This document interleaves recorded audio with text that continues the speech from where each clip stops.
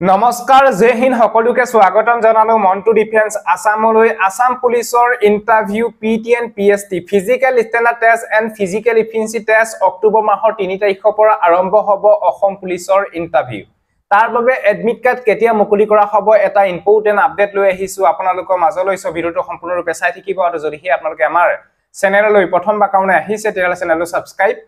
কৰি লব আৰু অসম পুলিচৰ ৰিটেন এক্সাম এডিআৰই ৰিটেন এক্সামৰ বাবে ডেইলি আমি ৰেগুলাৰ ফ্ৰী মক টেষ্ট দি আছো indiajobsupdate.com আমাৰ অফিচিয়েল ওয়েবসাইটত ৰেগুলাৰ আপোনালোকে মক টেষ্ট ফ্ৰীকে আপোনালোকে ৰেগুলাৰ দি থাকিব পাৰিব ইতিমধ্যে 49 টা মক টেষ্ট আমি আমাৰ অফিচিয়েল সাইটত মুকলি কৰি দিয়া হৈছে যদি মক টেষ্ট মু দিব বিচাৰে ডাইৰেক্টলি ভিডিও ডেসক্ৰিপচনত দিয়া আছে গৈ পিনে আপোনালোকে মক টেষ্ট মু দিব পাৰিব আৰু কমেন্টটো মই ডাইৰেক্টলি পিন কৰি দিছো লিংকটো তাত গৈ পিনে আপোনালোকে মক টেষ্ট মু ৰেগুলাৰ দি থাকিব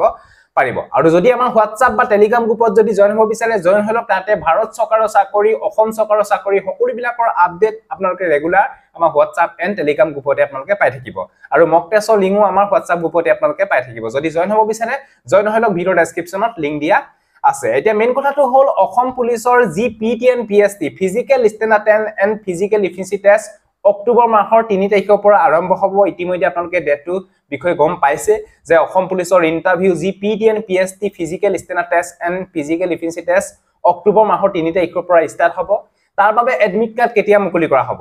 এডমিট কাৰ্ড হয়তো 20 ছেপ্টেম্বৰ পিছৰ পৰা হয়তো অসম পুলিচৰ এডমিট কাৰ্ড আহিব আমাৰ সিএম স্যাৰ মাননীয় মুখ্যমন্ত্ৰী ডক্টৰ হিমন্ত বিশ্ব শৰ্মা ডাঙৰীয়াদেৱে কোৱা মতে হয়তো হবগে অসম পুলিচৰ ইন্টাৰভিউ 3 অক্টোবৰ পৰাই হ'ব আৰু ইয়াৰ এডমিট কাৰ্ড 20 ছেপ্টেম্বৰ পিছতে আপোনালোকৰ হয়তো এডমিট কাৰ্ড সমূহ আপোনালোকে পাই যাব আৰু লগতে আপোনালোকে ফিজিক্যাল টেষ্টত এটা ভাল মাৰ্ক আনিবলৈ চেষ্টা কৰক কাৰণ আমাৰ অসমৰ সকলো ডিস্ট্ৰিক্টৰ ল'ৰা-ছোৱালীয়ে ইনে বহি থকা নাই সকলোৱে ভালকে প্ৰেক্টিস কৰিছে এবা বহু কম্পিটিশন হ'ব এটা ভাল মাৰ্ক আনিবলৈ চেষ্টা কৰক নিশ্চয় গম পাইছে ফিজিক্যাল টেষ্টত এটা ভাল মাৰ্ক আনিবলৈ চেষ্টা কৰক যদি আপোনালোকে ৰানিংত ভাল এটা মাৰ্ক আনিবলৈ পৰা নাই তেতিয়া হলে আপোনালোকে লং জাম্প সিন আপত আপোনালোকে এক্সিলেন্ট মাৰিবলৈ চেষ্টা কৰক আপোনালোকে সিন আপ নহলে লং জাম্পত আপোনালোকে দুইটা এক্সিলেন্ট মাৰিবলৈ চেষ্টা কৰক কাৰণ লং জাম্পটো আছে 20 মাৰ্কস আৰু সিন আপটো আছে 20 মাৰ্কস আৰু 40 মাৰ্কস পাই গল আৰু লগতে যদি আপোনালোকে ৰানিংত যদি জেনে তেনে 12 নম্বৰ বা 11 নম্বৰ যদি আনি লব পাৰে তেতিয়া হলে নেক্সট আপোনালোকে ৰিটেন এক্সাম দিবলৈ আপোনালোকে পাই যাব কাৰণ অসম পুলিচৰ যিখিনি এবি কনস্টেবল আছে তাতে আপোনালোকৰ তিনিটা ইভেন্ট হ'ব ৰানিং হ'ব আপা নেক্সট আপোনালোকৰ লং জাম্প হ'ব সিন আপ হ'ব বাকি ইউবি কনস্টেবলত only running and long jump হ'ব বাকি যিমান বিলা কনস্টেবল পোষ্ট আছে এপিআৰও আছে ড্ৰাইভাৰ কনস্টেবল সকলো বিলাকতে আপোনালোকৰ দুটাই আপোনালোকৰ ইভেন্ট হ'ব লং জাম্প এণ্ড ৰানিং যিখিনি আপোনালোকৰ কনস্টেবল এবি আছে তাতে অনলি আপোনালোকৰ তিনিটা ইভেন্ট হ'ব লং জাম্প হ'ব ৰানিং হ'ব আৰু লগতে আপোনালোকৰ সিন আপ হ'ব সোৱালি সকলৰ সিন আপ নহয় অনলি লৰা সকলৰহে হ'ব এবি কনস্টেবল এই বিষয়ে আপোনালোকে গম পালে ফিজিক্যাল টেষ্টৰ কাৰণে ভালকে তৈয়াৰী কৰি থাকক আৰু ইয়াৰ এডমিট কাৰ্ড আপোনালোকে ইন্টাৰভিউ 2 দিনৰ আগতে আপোনালোকে এডমিট কাৰ্ড সমূহ আপোনালোকে পাই যাব আৰু খুব কম দিনৰ ভিতৰতে